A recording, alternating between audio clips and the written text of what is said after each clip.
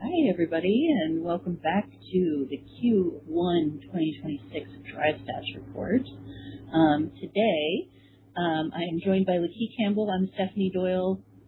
To our Meet the Team, jumping right in. I'm Stephanie Doyle, Senior Manager of Market Intelligence, and affectionately called internally as the Keeper of Stats. So I'm here for Drive Stats, here for Performance Stats, and here for Network Stats. And today, I've got Lakeith Campbell with me. Lakeith, you want to talk about yourself a little bit? Let everybody know who you are? Sure. Hi, I am Senior Product Marketing Manager focused on media entertainment. Been in the creative technology role for a while. I'm also part of SIMTI, and I'm the Director of Education for programming with them. And right now we're focusing a lot on AI in media workflows and infrastructure. And I'm super excited to have Lakeith with me today because I feel that media and entertainment has always been a really important industry through which to view hard drives. We were talking about it before we went live today, and it is a space where both the individual drives very much matter, as well as this top-level orchestration of data workflow. So you really see multiple lenses on a hard drive when you're me. So thanks for joining me today, Lakeith. Thanks for having me. Drive stats are super popular when I go to shows. So.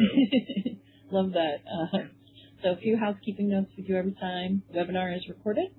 Please feel free to ask us questions. We'll leave some time at the end. And don't miss the resources and attachments. We'll drop them in the description section of Bright Talk once this webinar is over. But you should see links and all that good stuff as well.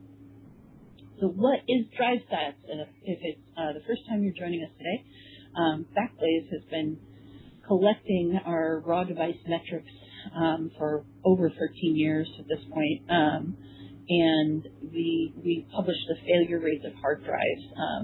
If you go to our website, you'll see a maintained data set that has daily logs from each of the drives in our pool, and then we also filter those out and look at them on a tabular level so we can talk about analyzed failure rates. What happened this quarter? Very exciting. So we've got about over 340,000 drives now. We had about 1,000 drive failures and a bunch of drive days, which is how many drives existed per day in a single quarter. So you can see the drive population by manufacturer. It's about a third, which is interesting. And we'll talk about some of the quarterly data here. So this is the big eye-crunching table that you can, if you go to our blog, you'll see that we actually have a much more friendly version of that this quarter with responsive tables. We're very excited about this. But top level here, you've got 1.24% annualized failure rate for the quarterly stats this time around. And if you want to just look at what's been happening here quarter on quarter for about the last year, you can see that it's up from last quarter, from Q4 2025, but down year over year. We've got new drives. So the 26 terabyte WDC is now in production. And you can see some pretty interesting stuff. This last quarter, we deployed a little over 10,000 drives. And of those, 9,400 or so were more than 20 terabytes. We've been keeping an eye on that population because it's, of course, as you deploy larger drives, it's got implications all the way around. And so this quarter, the AFR for that population specifically was 0.85%. Don't over-index on that. These are pretty young drives, and we know for sure that younger drives fail at fewer rates or fail fewer times. So there's that. And then you got a couple drives here with 0 failures. Which is pretty exciting when you look at the age of those 4 terabyte drives. Those guys are, I don't know, they've been around for a real long time. If you look at the average age in months, the 4 terabyte drives are 106.1 age in months. We do measure our drives like toddlers in months. That's a little under 10 years. Which is pretty cool. There's only 186 of those remaining, which says to us that they're on their way out, and you'll see that they've dropped off the lifetime table this time around as well. So lifetime data, if you these have slightly different exclusions here, so it'll be they need to be hanging out for more drive days and have more drives in the population, so you'll see it's slightly different. What's interesting this quarter is that our annualized failure rate is 1.39%. We've been holding pretty steady, actually, for the last several quarters at right around 1.29 or so. So this is a bit of a jump. But the jump is actually because some of those much older drives came out of the pool. So the 4 terabytes have dropped off the lifetime table. And like I said, those had 10 years of data behind them. So as those exited, you'll see a little bit of a fluctuation because things have changed. And then we've got 3 new drives entering this as well. So you'll see the 22 terabyte and the 26 have made the exclusion criteria to be tracked in the lifetime drives. So what's interesting this quarter is actually, the data is always interesting, but it's a little bit something that we were able to flag when the drive was not failing that crazy. So this is the disturbance in the drive status, what I'm affectionately calling this. But I think what's really important is that, and something we've talked about before, is that all systems that we talk about in the reporting that we're doing here, they represent a managed system, right? We're monitoring our drives at all times. So we can actually affect whether things have higher and lower failure rates. If we see something, we can take proactively or reactively change it. So this is a really interesting instance of this, because what happened is that we had a pretty acceptable drive model. We started seeing failures climb. And we actually saw it was a little bit of a confusing investigation, because once the investigation was complete, at the end there ended up being 2 separate issues that were happening that were very different, distinct from each other. And the drives themselves could experience one or the other or both of these failures, right? But we identified the power cycle issue early on. So we noticed that if we shut them completely off, they would have trouble coming back online, or maybe not come back online at all. So what we did is we took a mitigation step that we just reduced the power cycle frequency to the vault of those affected drives. And once we did, the failure rate came down to a reasonable level. So this is obviously not real numbers here that you're seeing. But if you can imagine, what we did is reduce the risk of one of these types of failures. And that left us totally fine. And then once the investigation completed, we saw that there were multiple issues happening. So from our perspective, when I went to drive stats, I was like, hey, would you look at that? That failure rate is not very high, but I know something happened. So I had to do a bunch of investigation on my end to make sure that we were properly capturing failed drives, because, I didn't want there to be a situation where we were underreporting where we should. And what that led us to is a really interesting lens on how we define a failure. We've talked about how we define a failure in the past. And the quick and dirty is essentially that there's a C++ job, the custom program that collects the smart stats for drives each day. And then there's some things about the way exclusion tables or inclusion tables that are maintained by humans that affect these things. But at its most basic, it's conditional logic. Was the drive there yesterday? Is it gone today? If it is gone and it was here yesterday, then we log it as a failure. And if we look at if it's a capital F failure versus a lowercase f failure, let's say it that way, that's where those exclusion or inclusion tables come in. So you can imagine if you swap a drive out for normal routine maintenance, we're not going to call that a failure because the drive did not fail. We just swapped it out. So, and then the other thing is that if the serial number comes back online before the end of the quarter, then it's no longer a failure. Like we took the drive offline for some reason or another and brought it back. So, there's a little bit of squishiness there. The quarter end cutoff means that, like, if the drive comes back, after quarter end, potentially you've got 1 or 2 false failures in there, but it's really not. You got to cut it off somewhere, right? But what this does mean, and what came into play for this specific incident that we were tracking, is that if you have day 1 failures, you actually don't log those, right? Because it has to exist before it cannot exist the next day. And so from our perspective, I think it's an interesting caveat to make on the data set. Lots of folks look at the data set as, a source of truth. So if we're undercounting day 1 failures, we want to make sure that's well understood. On the other hand, how often do you get a day one failure? In this case, with this specific drive, there actually weren't that many, but it was something that I wanted to double check on before we came out with failure rates. But on the other hand, it's pretty rare for drives to have day one failures like the qualification drive manufacturers do. We personally do qualification on the drive, so it's not something that happens all that often. But again, because this is used so widely, there you go. We've got a new caveat to the data set. If you're using it, make sure you're checking log line data and see what's happening. All right. I think that brings us to resources here. Got the report. Of course, follow the series. These are many ways you can interact with us. We've got the Drive Stats home base on the website. You can join the Insiders newsletter or reach out to us directly. DriveStats@Backblaze.com is a monitored inbox. I'm there, so I'm always happy to respond to real humans. And then we've got socials in the comment section. So yeah, let's take this time and talk questions. Nikki, anything on your end that sparked while we were going through the data? Yeah, absolutely. From my POV, I told you many times, I always get stopped at shows, and when I bring up Backblaze, they're like, oh yeah, Drive Stats. I look at that every time. And it's because in media, and when I say media, I don't mean just film and television. Every company these days is a media company, whether we're talking about corporate marketing, bio. I mean, it doesn't matter. Everyone's trying to tell a story visually, and those files typically are larger.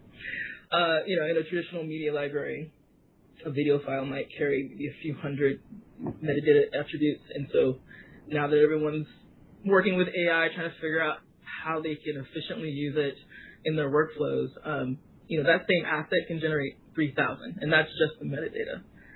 So every stage of the workflow is producing more data, more iterations, more outputs. Another kind of tangible example would be of AI upscaling. So AI has made the ability to make an older show, remaster it, and make it look great quicker-ish. So if you have a show that was shot natively in 2K and a decision is made, let's make it 4K for OTT or streaming, or even 8K. Let's say there's a premium tier, or you're trying to future-proof it. That 2K original isn't going to disappear. They're not going to trash it. It's the source of truth. It's the legal master. So what we're seeing, obviously, is now you have that one asset with 3 retained versions, the 2K, 4K, 8K. The 2K, let's say it's a 1 hour show, and it's ProRes. Let's go with that. That might run you like 100 gigs. So that 4K upscale typically is going to need its own render passes, going to need its own mezzanines, need its own QC deliverables. So that one new version is realistically going to bring 3 to 4x to your footprint per title, and that's before 8K. So all of that's happening, and that's great. I mean, it's great that you can be able to do that and faster. However, if your infrastructure wasn't great before, you're going to start to see the cracks. And so I think Drive Stats is becoming even more important to this audience because they're having to bolt together really smart systems and infrastructures.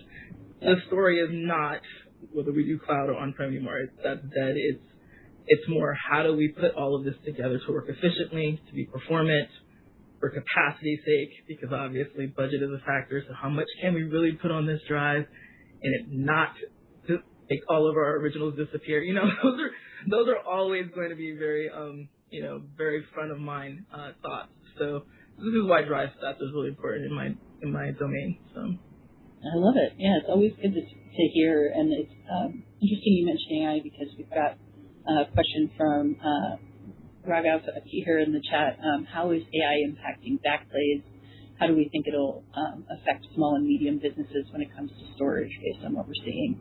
And just, based on what you are saying here, and sort of the conversation we had before the call, like, totally agree, right? Like, people in M&E space have to consider individual drives, but also all these other moving parts of their architecture. So as far as AI goes, I think it's a very interesting conversation.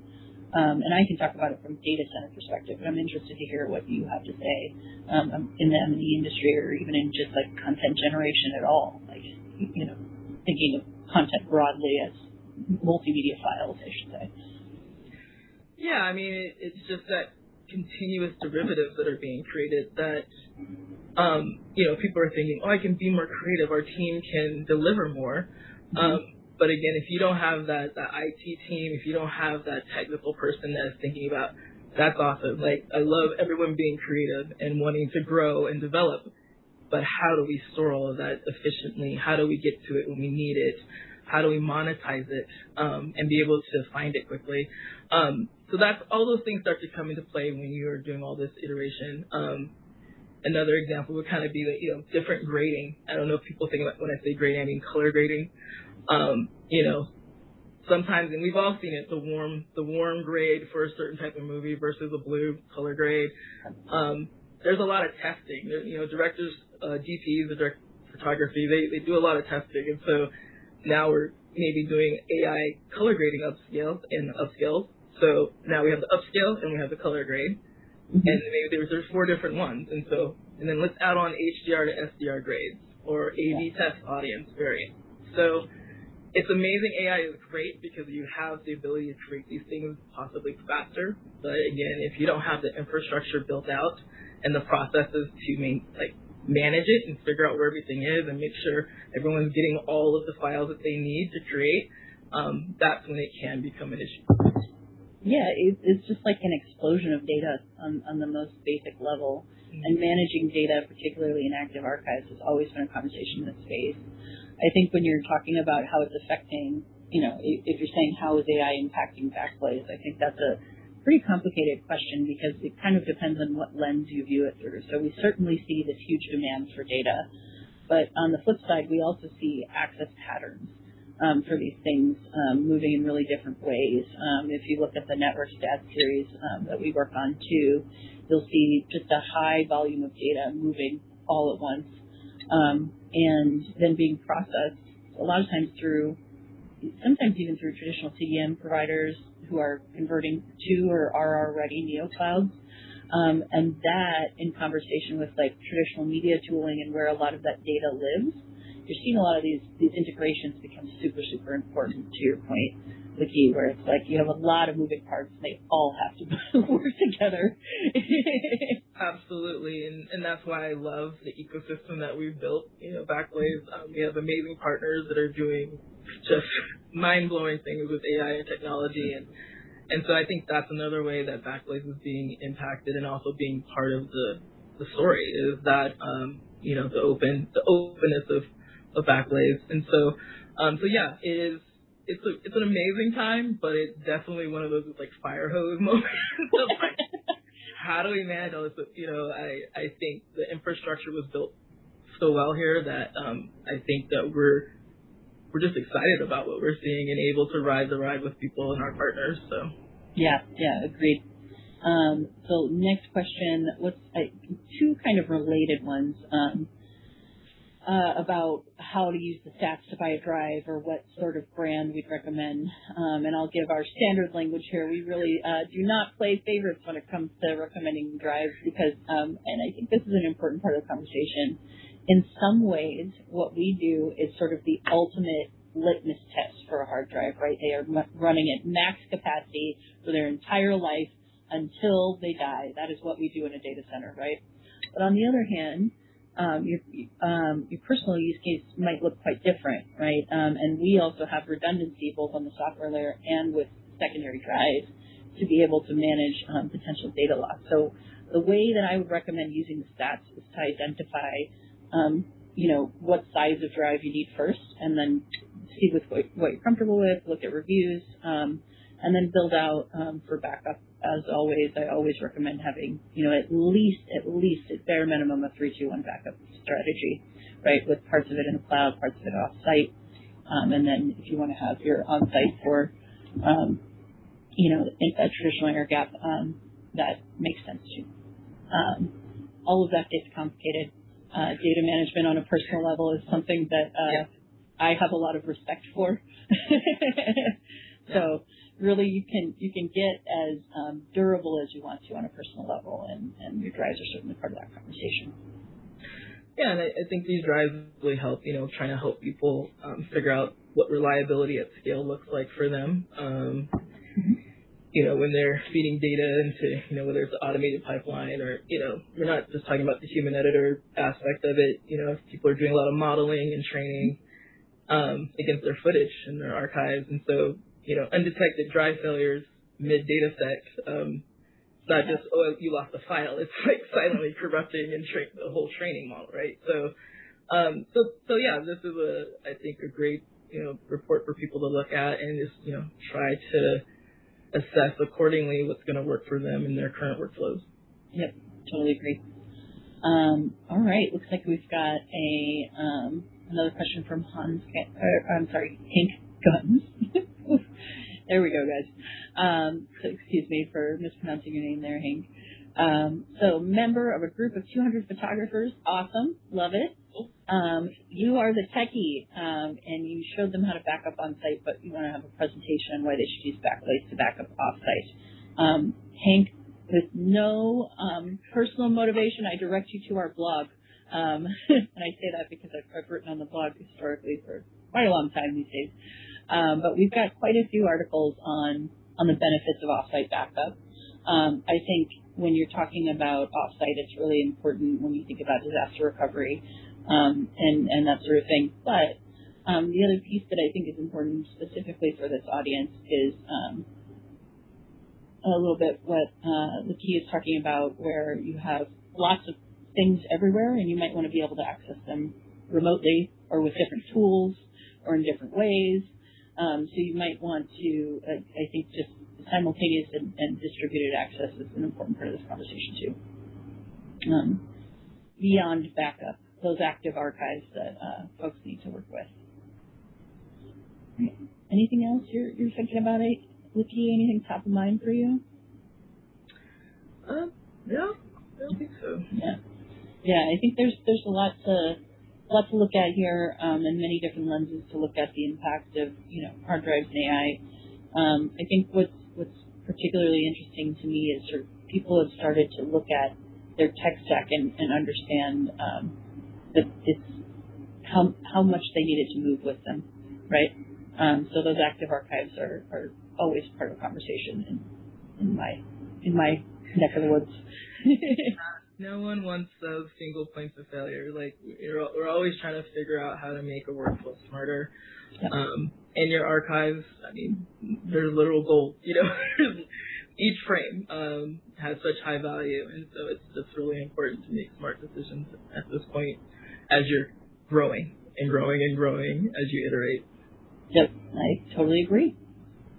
All right. Well, if we don't have anything else from the comment section, I feel like we've had a great time here today. Appreciate everybody for showing up.